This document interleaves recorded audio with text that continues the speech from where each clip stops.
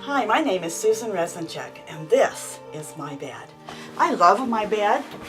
I look forward to crawling in for a good night's sleep after a long day.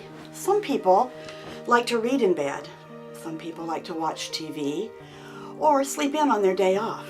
And once in a while, on a special occasion, you might even get breakfast in bed. Thank you. Ooh, 2 Dunkers and a hot cup of coffee. My favorite. Save that for me. My daughter lived in her bed for 12 years, not because she loved it. You see, she suffers with a severe anxiety panic disorder, which over the years developed into agoraphobia, the fear of public places. And her bedroom and her bed became her safety zone, a place where she was free from panic. We tried for years to find help for her, but mostly what we found is a society that's not very patient or understanding with our mentally ill population. And after years of struggle, she came to me and she said, "Mom, I'm tired. I'm done. I'm done fighting. There just doesn't seem to be any help for me. I've asked God to heal me, and I'm not well. So perhaps God wants me to have this illness for some purpose, for some reason, maybe to help somebody else someday. So I must accept it, and I must do my best." And it broke my heart.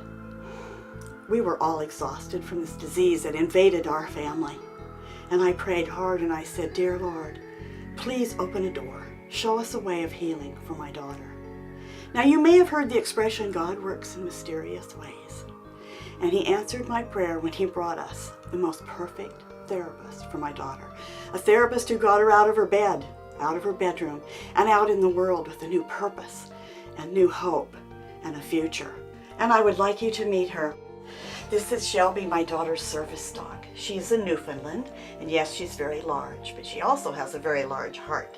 And she's very sweet and gentle and loyal, and she loves unconditionally, and we thank God for her every day.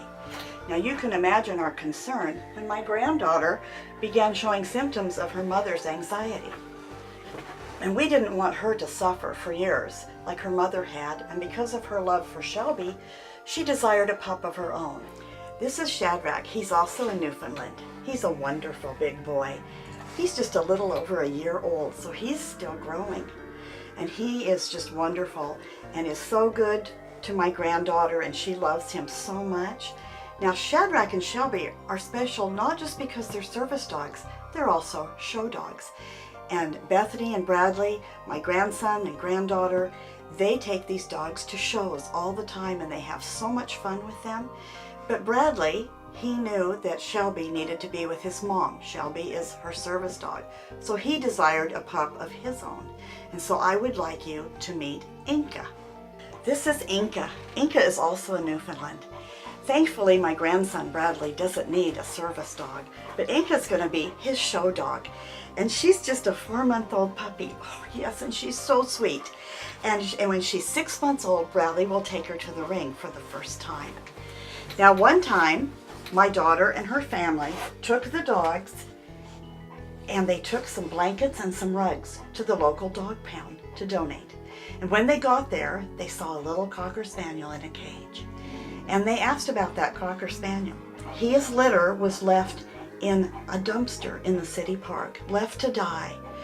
And 3 of them survived. This little guy, well, no one had chosen him for a family, and they were gonna have to put him down. And my daughter said, no, he needs to be loved. He needs a family.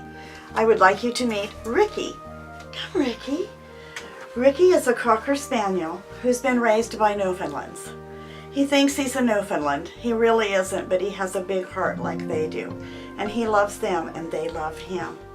I guess you could say after years of struggle that we've gone to the dogs. And that's the name of my new book. And if you would like to read my daughter's story and how these wonderful dogs came to bring so much healing and joy into our family, you can get your copy today.